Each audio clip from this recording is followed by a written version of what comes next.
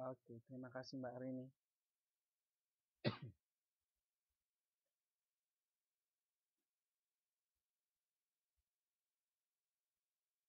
Di sini kita nanti akan belajar lembaga-lembaga sosial ya, di mana lembaga sosial itu ada 5.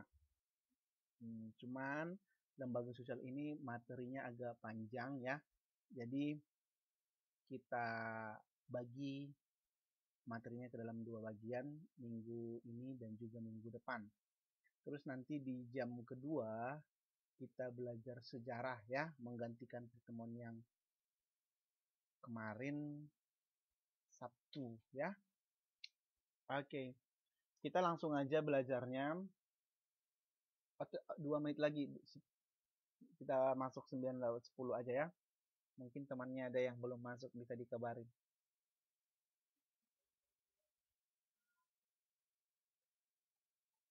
Sebelum kita masuk ke sana, bisa juga dulu ini dibaca ya, istilah lembaga sosial. Selamat malam Mbak Ratna. Bisa dengar suara saya? Dan juga apakah layarnya jelas?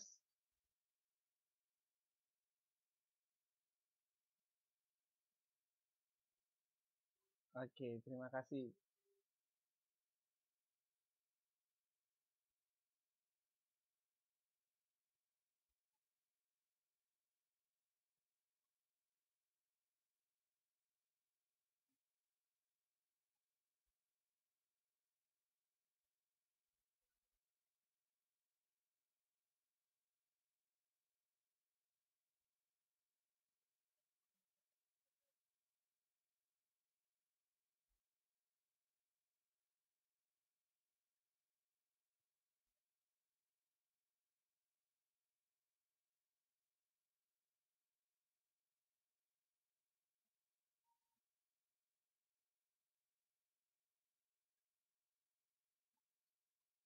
Oke, kita masuk aja ya Mbak ya.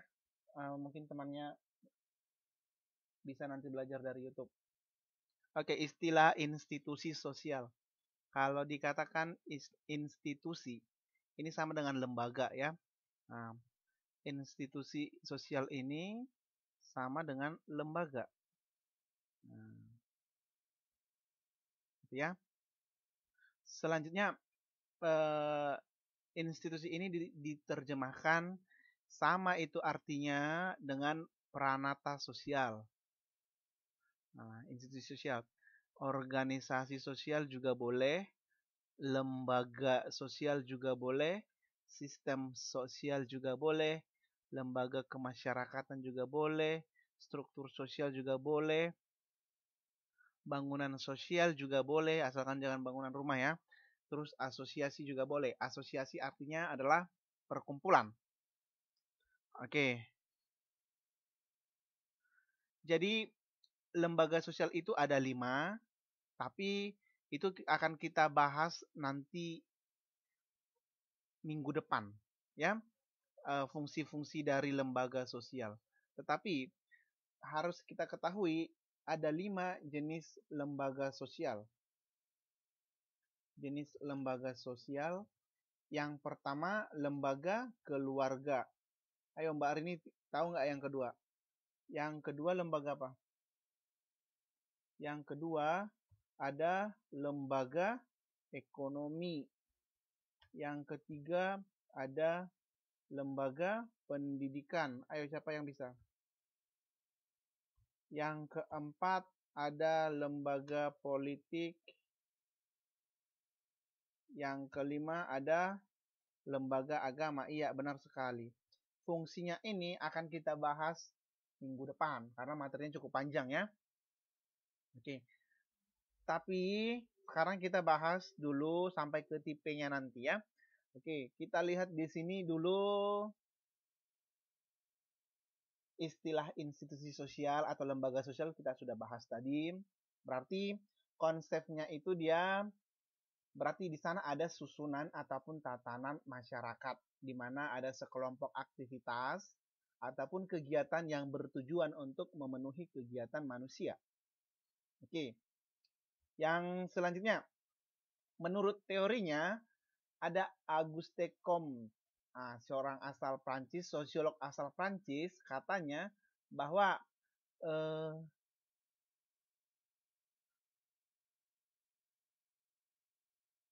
lembaga sosial menurutnya adalah sifatnya bersifat statis dan juga bersifat dinamis. Artinya, kalau dikatakan statis, di sini adalah bersifat tetap. Ya, ada sifatnya tetap. Sedangkan kalau dikatakan dia dinamis, artinya apa? Ayo apa? Dinamis disebut dengan berkembang. Artinya ada sifatnya yang tetap, ada juga yang berkembang. Ya. Selanjutnya, kalau dikatakan sosial sosial statis berarti dia di sana sifatnya memfokuskan tata tertib yang menjadi dasar sistem sosial. Karena pastilah di sana ada yang namanya apa? Peraturan. Di dalam setiap lembaga sosial ada peraturan. Kita lihat tadi di sini. Di dalam keluarga ini ada nggak peraturan? Ada. Coba sebutkan salah satunya. Di ekonomi ada nggak peraturan? Coba sebutkan salah satunya. Di pendidikan ada nggak peraturan? Ada. Semuanya juga di sini ada peraturan. Ya.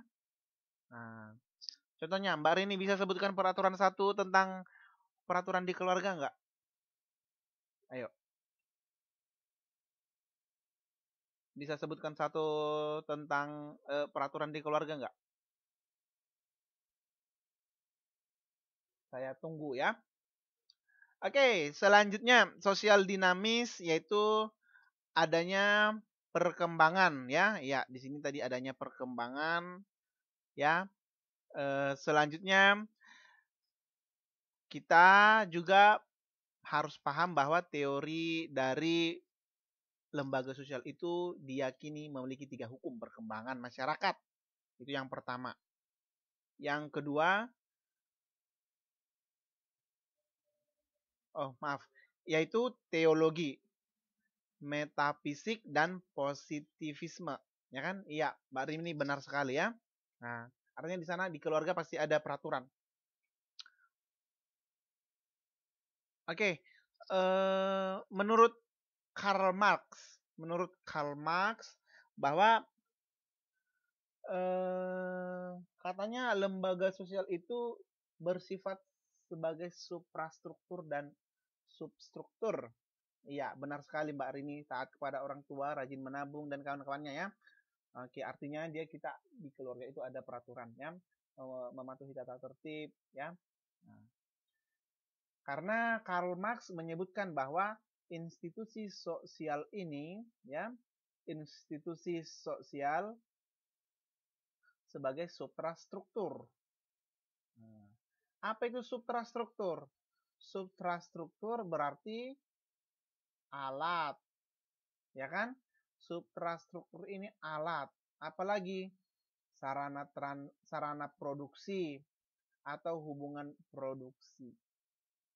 Produksi apa? Memproduksi suatu, ayo apa? Suatu kegiatan, ya.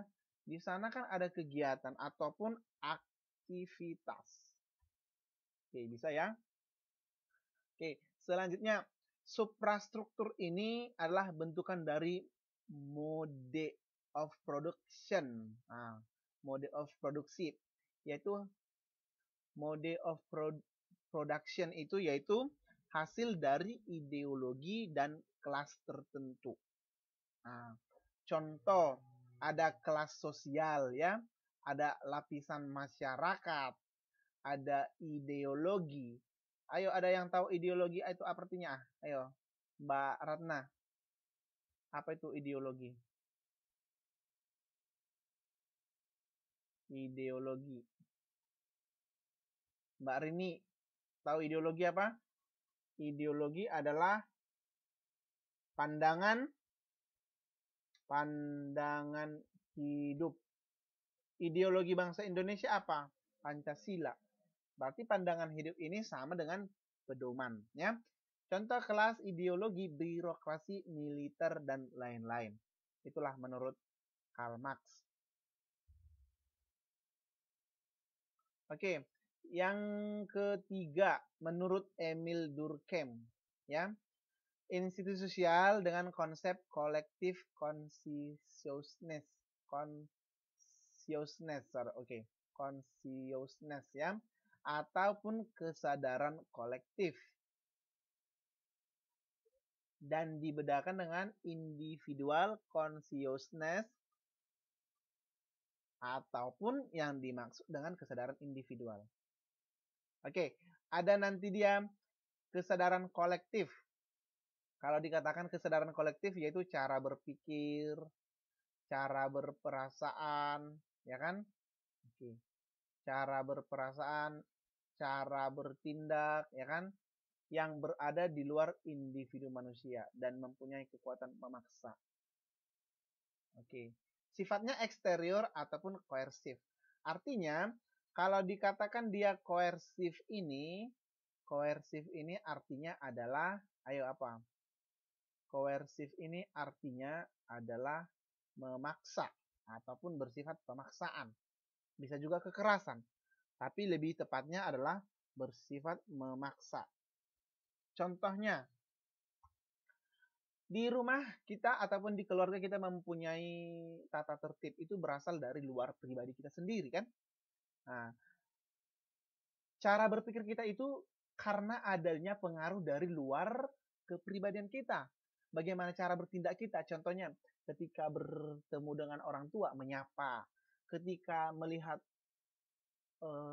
rumah berantakan, kita bersihin, kita rapikan. Itulah cara bertindak yang berada di luar individu manusia. Ya, datangnya dari luar individu manusia. Nah, sifatnya eksterior, artinya berasal dari luar dan bersifat memaksa. Sudah. Oke. Mbak Ratna, ada yang mau ditanya nggak? Mbak Rini ada yang mau ditanya?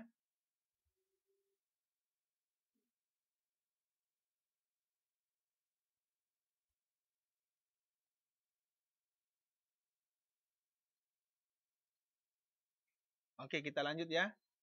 Mbak Ratna mungkin ada yang ditanya, bisa nanti ditanyakan. Oke, menurut teoretisi, yang pertama, yang selanjutnya adalah menurut Talcott Person. Nah, katanya institusi sosial adalah AGIL ya. Kita singkat AGIL, yaitu adaptasi atau adaptation ya. Nah, goal attainment ataupun tujuan, integration, penyatuan. Oke. Oke, Mbak Ratna, kalau dikatakan tadi dia kalau koersif tadi dia memaksa, sedangkan eksterior itu tadi dia berasal dari luar ya. Nah, dari luar kepribadian maksudnya.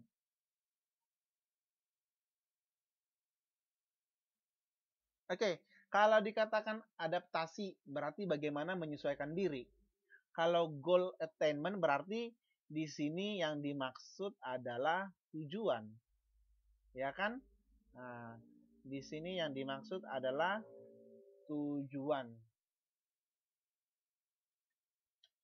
Kalau adaptasi udah tahu ya, menyesuaikan diri. Integration ataupun integrasi artinya di sini adalah apa yo? Penyatuan. Nah, di dalam lembaga sosial itu ada yang menyatu, yaitu antara anggota-anggota. Contohnya, lembaga sosial pendidikan, jenisnya adalah institusinya adalah kejar paket C. Di sana kita menyatu, ada tutornya, ada pegawainya, ada mahasiswa, ada siswanya, ya kan? Nah, itu dia. Oke, bisa ya? Oke, pranata sosial. Kalau dikatakan pranata sosial, berarti di sana nanti dia adanya unsur-unsur mengatur perilaku masyarakat. Oke, mengatur perilaku masyarakat. Makanya dikatakan kalau pranata sosial ini, ya, kalau pranata sosial ini di sana pasti ada namanya peraturan, ya kan? Nah, di sana pasti ada peraturan. Oke, sudah ya? Bisa ya? Peraturan bagaimana? Contohnya di sekolah peraturannya adalah masuk kelas pagi-pagi, terus belajar mengikuti pelajaran. Itu dia di lembaga pendidikan. Oke. Di sana ada nggak mengatur ataupun memenuhi kebutuhan hidup? Ada. Supaya apa kita belajar memenuhi kebutuhan hidup? Contohnya untuk kebutuhan kita apa? Supaya apa kita sekolah? Ayo, Mbak Ratna, supaya apa sekolah? Supaya memiliki pekerjaan. Contohnya apa lagi? Memiliki pekerjaan, memiliki teman, ya kan? Nah, memiliki teman, terus untuk menambah pengetahuan, itulah kebutuhan kita, ya kan? Nah, iya, supaya menambah pengetahuan, benar, supaya pintar. Oke, selanjutnya,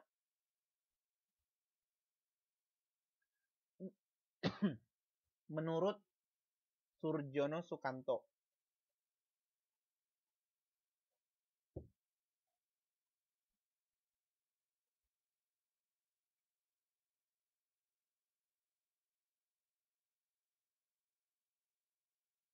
Oke, menurut Surjono Sukanto.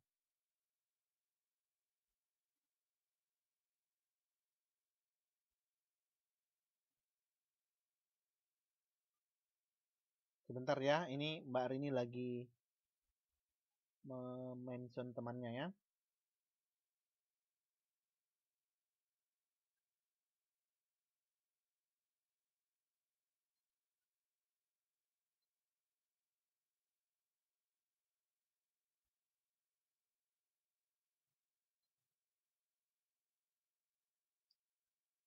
Oke, kita lanjut ya.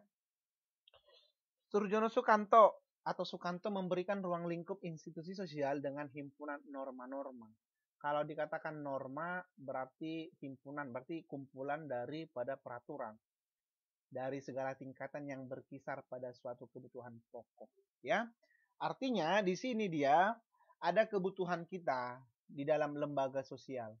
Contohnya di dalam ekonomi, ya, kebutuhannya apa di ekonomi? Mengatur perekonomian, contohnya memproduksi barang, mengkonsumsi barang, mendistribusikan barang, ya.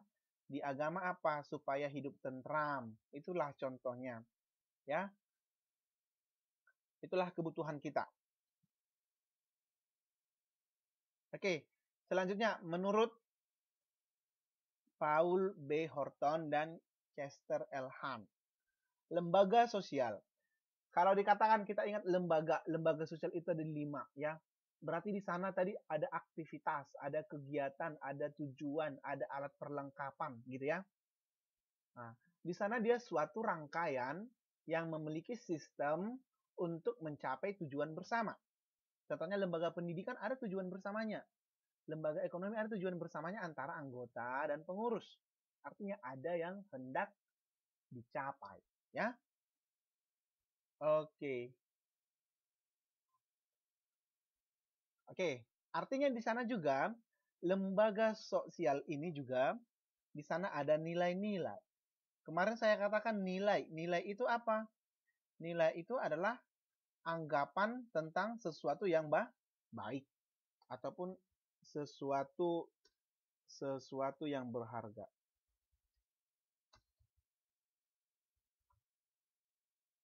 Bisa ya? Nah, untuk memenuhi kebutuhan dasar. Tadi kebutuhan dasar kita di dalam pendidikan apa, di dalam keluarga apa saja, tadi sudah kita bahas ya. Lebih jelasnya nanti minggu depan kita bahas lagi. Oke.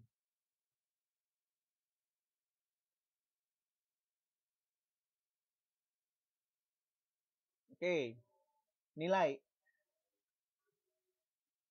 Kalau tadi saya katakan nilai. Nilai itu adalah ukuran, anggapan, patokan keyakinan yang dijadikan orang sebagai ukuran atau patokan sesuatu hal.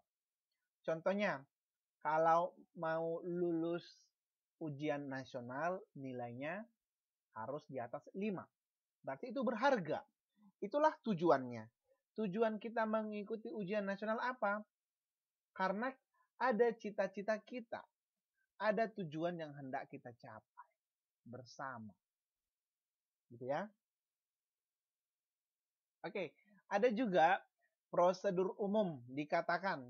Itulah istilahnya, yaitu pola perilaku yang dibakukan dan diikuti. Ya, pola perilaku. Artinya di sana pola perilaku itu tidak dia di sana ada kegiatan yang kita lakukan. Ada kegiatan yang kita lakukan. Ada aktivitas di sekolah, ada aktivitas atau kegiatan di rumah.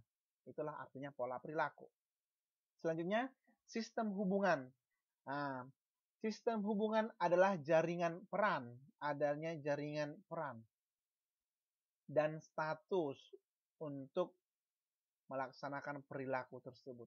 Untuk melaksanakan kegiatan tersebut, ya, maka di sana ada dia apa? Di sana dia ada anggota dan pengurus.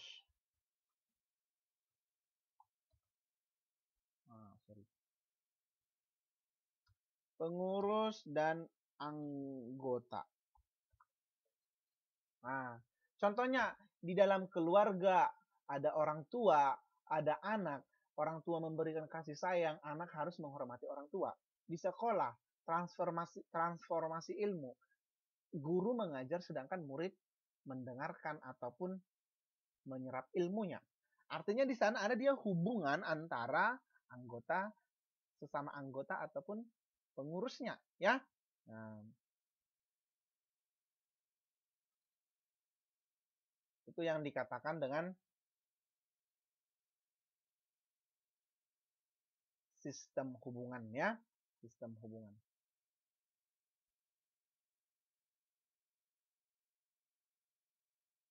Oke, selanjutnya. Manusia-manusia inilah agen-agen perilaku.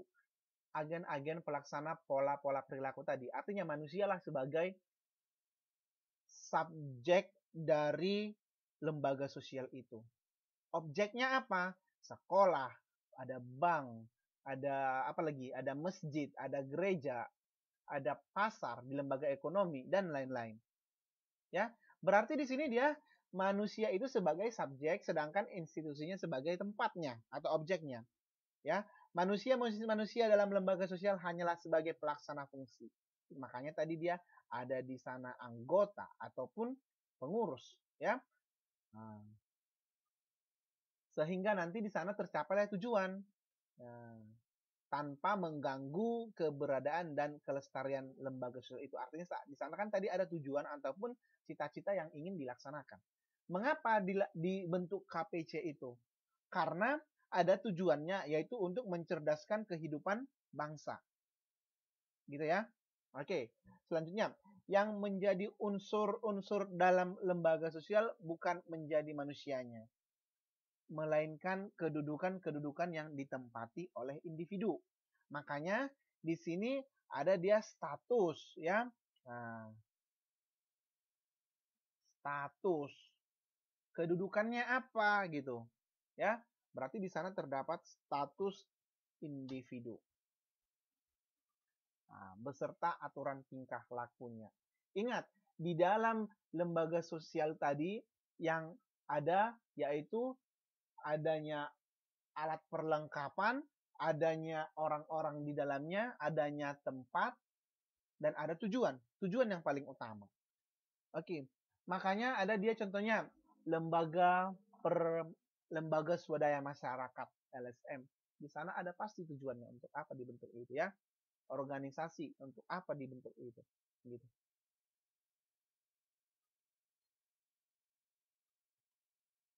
Oke. Dengan demikian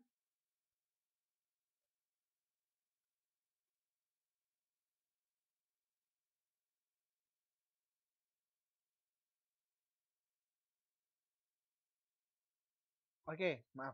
Dengan demikian, lembaga sosial ini adalah seperangkat peranan. Ya, kalau dikatakan tadi peranan itu tadi ya, aktivitas, aturan-aturan tingkah laku. Di sana ada norma yang terorganisir, tersusun, ataupun terstruktur. Aturan tingkah laku itulah yang disebut dengan norma. Nah, sama dengan ini. Ya, artinya di ini aturan norma ini sama dengan tingkah laku. Ada pertanyaan?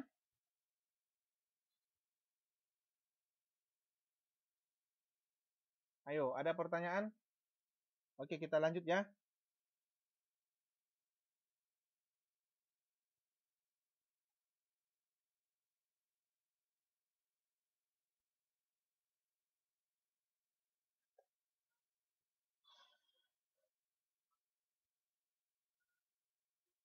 Oke, tujuan lembaga sosial. Tadi lembaga sosial itu ada lembaga keluarga, ada lembaga ekonomi, ada lembaga pendidikan, politik, dan agama. Apa saja tujuan dibentuknya lembaga itu? Kita lihat. Yang pertama, di sana ada kebutuhan hidup manusia supaya terpenuhi. Kebutuhan kita tadi makanya kita masuk ke KPC supaya apa? Supaya kebutuhan akan pengetahuan kita terpenuhi. Ya, terus untuk mengatur agar kehidupan sosial warga masyarakat bisa berjalan dengan tertib. Oke, makanya kan di sini di KPC juga kita ada aturan, harus bayar uang uang uang sekolah, ya kan? Harus datang tepat waktu, terus harus mengikuti ujian sekolah ataupun ujian nasional. Itulah yang dikatakan mengatur kehidupan warga masyarakat agar bisa berjalan. Karena ada tadi apa tadi di sini yang paling utama di dalam lembaga sosial? Ayo, ada tujuan, ya. Nah, ada tujuan. Nah, ini dia.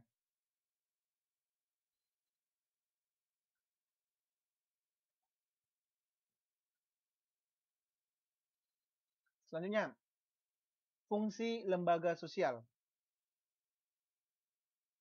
Yang pertama, memberikan memberikan pedoman tingkah laku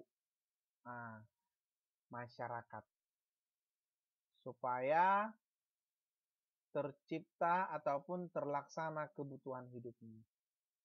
Artinya mengatur anggota masyarakat tersebut atau kelompok itu supaya tujuan bersama dapat direalisasikan ataupun dilaksanakan. Terus untuk menjaga keutuhan masyarakat tanpa ada perpecahan contohnya. Nah, menjaga keutuhan masyarakat. Mengapa disebut mengapa mengapa dibentuk organisasi supaya tidak ada perpecahan, supaya ada integrasi ataupun integration ataupun penyatuan anggota-anggota kelompok masyarakat itu tadi, ya. Nah, selanjutnya untuk memberi pegangan dalam mengadakan sistem pengendalian sosial. Sanksi atas pelanggaran norma sosial merupakan sarana agar anggota masyarakat tetap mematuhi norma sosial. Artinya seperti ini. Di dalam lembaga sosial itu ada peraturan, pasti ada juga yang namanya sanksi. Nah, contohnya, tidak membayar uang sekolah di KPC, sanksinya adalah akan dikeluarkan. Nah, itulah contohnya kan, ada sanksi. Untuk dalam mengendalikan pengendalian sosial. Pengendalian sosial itu apa? Upaya yang dilakukan untuk tidak melanggar norma. Oke, makanya di sekolah patuhi peraturan kata gurunya. Nah, di keluarga juga seperti itu, di ekonomi juga seperti itu. Artinya peraturan tersebut harus dipenuhi ataupun ditaati gitu ya. Nah, oke. Ciri-ciri umum lembaga sosial. Nah, ini pemikiran, maaf ya, salah ketik. Ciri-ciri umum lembaga sosial. Lembaga sosial yang ini tadi. Nah, keluarga, ekonomi, pendidikan, politik, agama.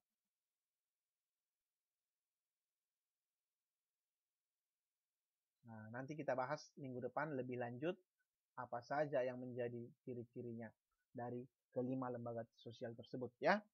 Yang pertama, lembaga sosial itu adalah organisasi pola pemikiran. Ada di sana ada pola pemikiran dan pola perilaku yang terwujud melalui di sana ada aktivitas. Nah, tadi saya katakan ada kegiatan. Memiliki tingkat kekekalan.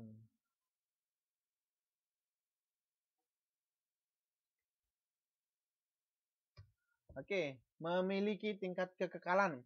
Artinya, lembaga sosial itu dia tidak dapat musnah begitu saja. Contohnya sekolah. Besok udah dibubarkan semuanya. Nggak ada lagi sekolah. Nggak boleh. Keluarga.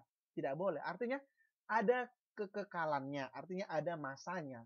Ya. Selanjutnya, memiliki satu ataupun beberapa tujuan.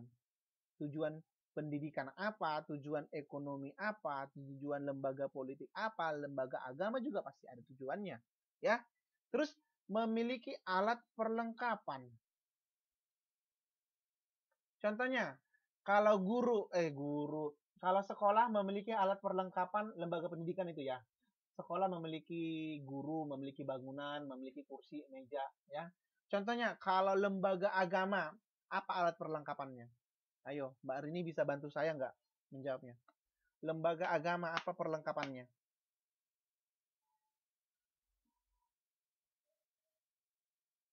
Mbak Ratna juga boleh, yang lain juga boleh. Mbak Mila Charmila juga boleh.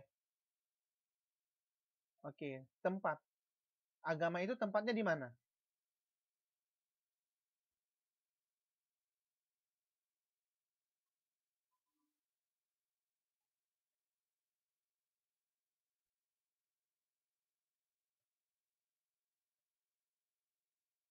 Oke, di masjid bagi yang beragama Muslim.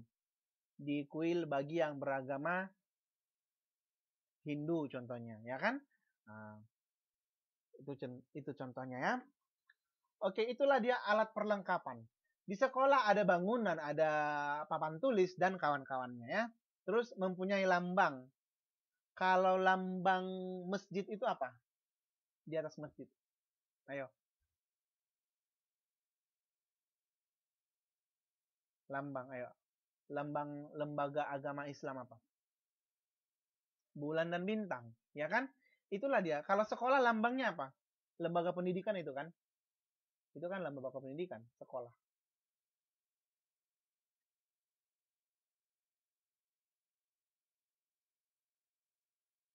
Tut Uri Handayani, ya. Nah, Tut Uri Handayani. Kalau Bank BRI juga ada lambangnya kan? Nah, kalau Bank BRI juga ada lambangnya. Saya gambar ya.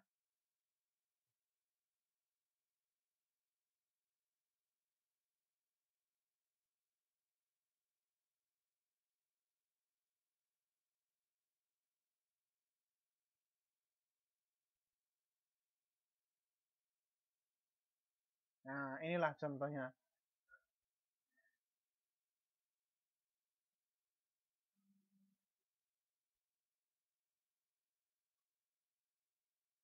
Oh, maaf.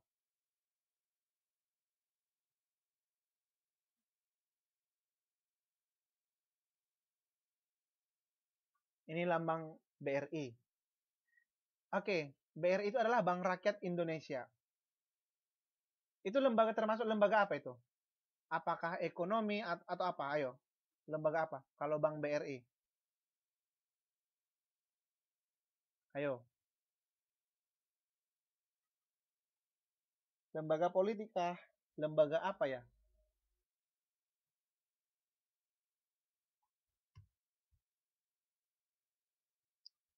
Oke, iya benar. Ekonomi ya.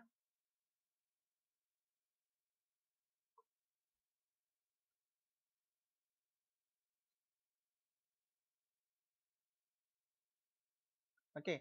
Mempunyai tradisi tertulis dan tidak tertulis. Mempunyai tradisi tertulis dan tidak tertulis. Di sekolah pasti ada peraturan tertulisnya. Contohnya, Siswa yang bolos akan dikembalikan kepada orang tua. Tradisi tidak tertulisnya apa? Contohnya, ayo apa tradisi tidak tertulisnya?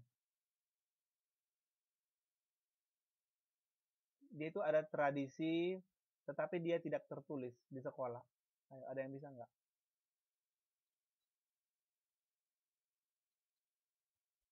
Kalau contohnya menggunakan seragam sekolah itu kan peraturan yang tertulis. Ayo, ayo apa?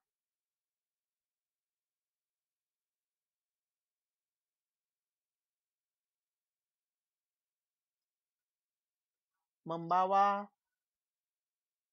pulpen, pena atau pensil. Apakah itu ada tradisi? Apakah itu ada tertulis peraturan? Tidak ada ya. Nah, tetapi itu kan selalu kita bawa, gitu ya.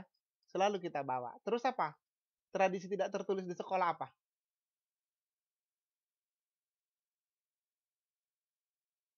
Contohnya, memang ini bukan bukan semua sekolah sih menerapkannya. Kalau gurunya ulang tahun, maka siswanya mengucapkan selamat gitu ya. Itulah tradisi tidak tertulis itu. Apakah itu tertulis? Iya, membawa uang saku juga ya. Nah, itulah contohnya. Ciri-ciri lembaga sosial. Oke, proses institusionalisasi ya. Institusi tadi kan artinya lembaga. Ada prosesnya ya. Ada prosesnya.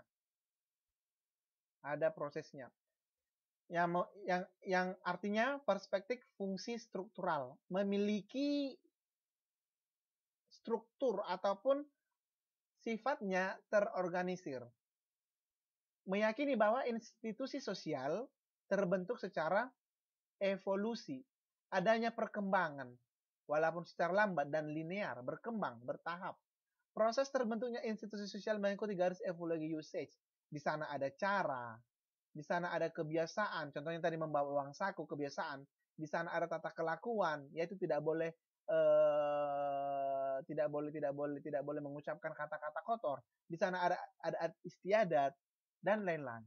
Di sanalah itulah yang dikatakan dengan struktural ataupun linear, berkembang ya. Nah, oke. Usage. Kalau dikatakan usage ini adalah cara. Cara bagaimana ini caranya artinya? Cara. Contohnya, cara berpakaian ke sekolah. Ada kan? Ada. Apakah boleh memakai pakaian mini ke sekolah? Atau kaos kutang bagi laki-laki? Boleh nggak? Tidak boleh.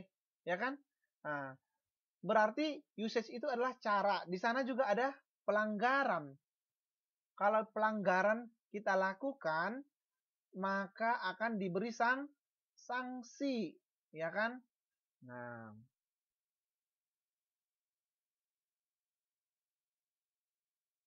ada tadi nggak yang terlambat tadi? Ada. Sanksinya apa kita berikan? Ayo. Mbak siapa tadi yang terlambat? Apa sanksinya kita berikan?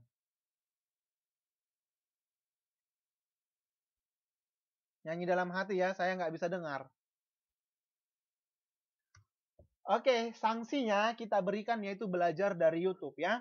Karena tidak mengikuti kegiatan belajarnya secara penuh ya. Nah, gitu dia. Nanti belajar dari YouTube.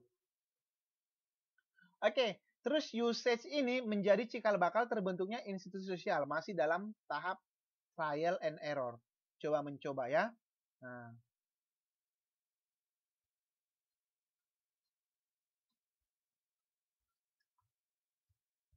oke. Terus di sana dia ada perbuatan yang mendatangkan keuntungan. Makanya kita sekolah, makanya kita gabung di lembaga pendidikan KPC karena kita mendatangkan keuntungan. Baik secara sosial, baik secara ekonomi, baik politis. Ya. Nah, dan kebiasaan yang kita lakukan itulah yaitu sesuatu hal yang diakui, dan diterima masyarakat. Oke, yang kita sekolah di KPC, mengikuti pendidikan di KPC, diterima masyarakat kan? Enggak, diterima. Karena apa? Yang kita lakukan itu adalah kebiasaan ataupun perilaku yang baik-baik. Gitu. Sudah ya? Oke. Jika kebiasaan tidak hanya dianggap sebagai cara berperilaku, maka disebut sebagai tata kelakuan ataupun mores. Oke, mores, tata kelakuan. Makanya ada dia berperilaku itulah harus dikatakan yang baik. Karena tata kelakuan itu harus baik. Nah, mores itu tadi dia mengatur perbuatan anggota-anggota masyarakat. Nah, agar sesuai dengan ketentuan yang berlaku. Nah, gitu ya. Ada dia karakteristik ataupun ciri-ciri dari tata kelakuan, yaitu memberikan batas kelakuan individu. Oke. Contohnya tadi ada yang terlambat nih Mbak Rika. Apakah saya langsung mengadukan ke polisi? Tidak, karena ada batas-batas kelakuan individu, gitu ya. Masih bisa. Ada dia diberikan sanksi, tetapi sanksinya itu dia terbatas, sesuai ya. Nah,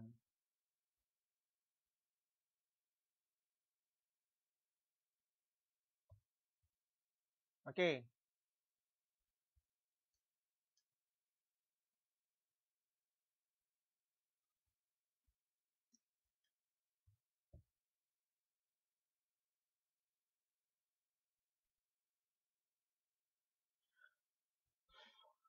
Oke ya. Selanjutnya, menjaga solidaritas antar anggota masyarakat. Oke, walaupun ada yang terlambat, sanksinya kita berikan belajar dari YouTube, ya kan? Makanya harus dilaksanakan nanti ya. Nah, nah, supaya sanksinya itu kan saya berikan tadi kan, saya kira wajar ya sanksinya belajar dari YouTube ya. Bahkan tidak terlambat juga sebaiknya belajar dari YouTube lagi kan. Nah, biar tetap tujuan kita itu kita capai bersama. Supaya solid, supaya kuat, sehingga terciptalah tujuan kita bersama. Oke. Tata kelakuan yang memiliki kekuatan mengikat. Nah, ada kekuatan yang mengikat, ya. Antara saya dengan Mbak Rini dan Mbak Rika Nuryani, Mbak Mila dan Mbak Rika, ya kan? Di sana ada di sini kita memiliki kekuatan mengikat karena kita adalah anggota masyarakat yang berada di lembaga pendidikan. Contohnya, adat yang mengikat di masyarakat melarang perceraian, walaupun boleh ya kan. 7 bulanan acara, 7 bulanan ini acara apa nih? 7 bulanan kehamilan ya. Soalnya saya belum pernah hamil soalnya. Atau 7 bulanan anak ya. Oh iya. Biasanya itu akan ada, itulah dia adat istiadat. Tata kelakuan yang mengikat. Ya. Nah,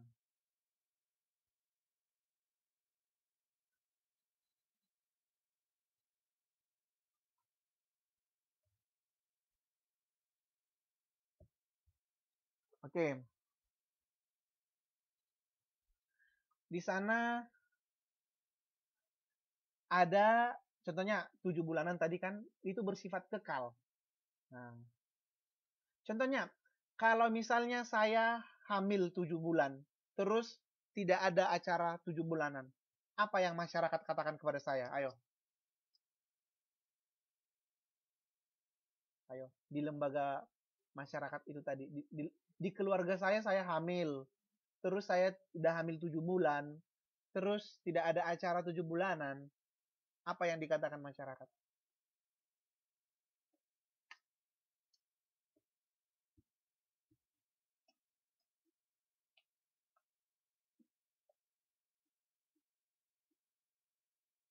Ayo, Mbak Arini dan Mbak Nurjani sepertinya lagi memberikan jawaban.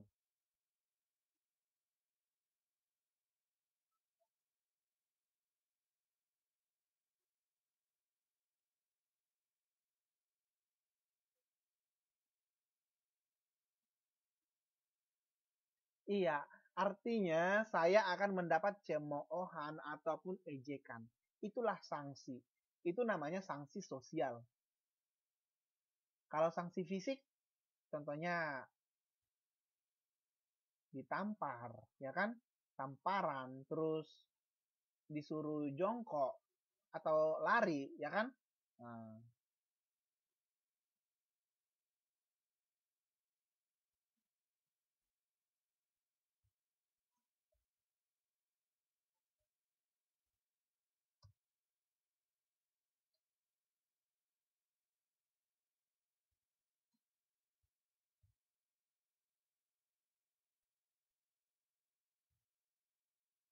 oke.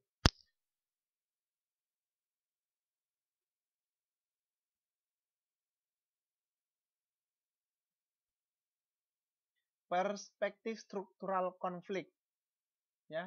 Di sana nanti dia ada prosesnya juga ada perspektif struktural konflik. Itu tadi dia cemoohan, ya kan? Dari ketua adat contohnya ataupun petua-petua masyarakat, petua adat ya, ataupun tokoh masyarakat, ya.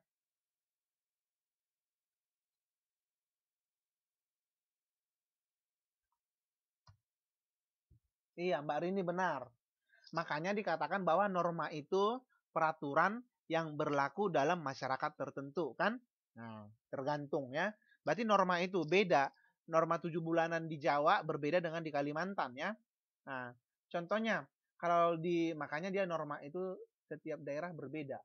Contohnya tadi saya katakan kalau makan pakai tangan kiri mungkin di negara lain bisa saja, tetapi di Indonesia tidak boleh. Bahkan di Taiwan itu pernah nggak lihat orang pakai tangan makan? Pernah nggak lihat orang pakai tangan?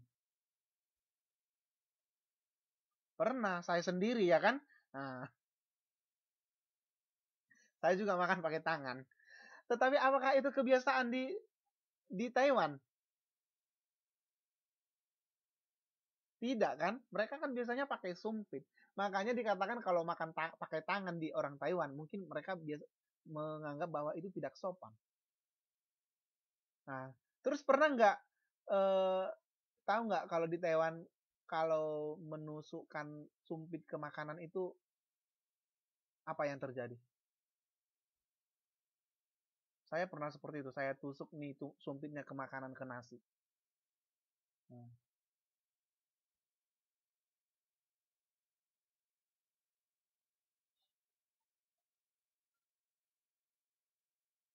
iya benar, tidak boleh kan? Nah, coba di Indonesia mau ditusuk, mau diapain terserah, nggak ada yang marah kan?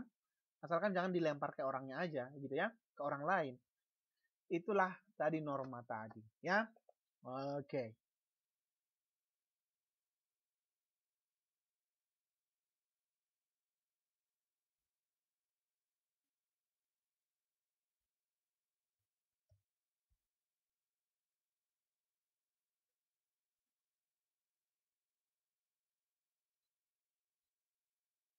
Oke, proses institusionalisasi juga menurut Thomas Kahn membuat formula, yaitu ada rancangan, ada peraturannya.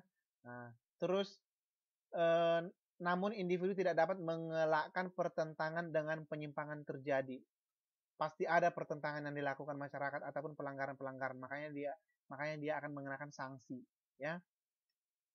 Selanjutnya, selama penyimpangan memuncak, suatu krisis timbul dengan institusi sosial mulai disangsikan. Artinya, contohnya ketika di lembaga ekonomi menaikkan harga di pasar, maka muncullah suatu krisis. Contohnya ketika di lembaga pendidikan menaikkan harga uang sekolah, muncullah suatu krisis. Oke, bila krisis serius, suatu revolusi akan terjadi. Kalau dikatakan revolusi adalah apa? Revolusi, perubahan yang perubahan yang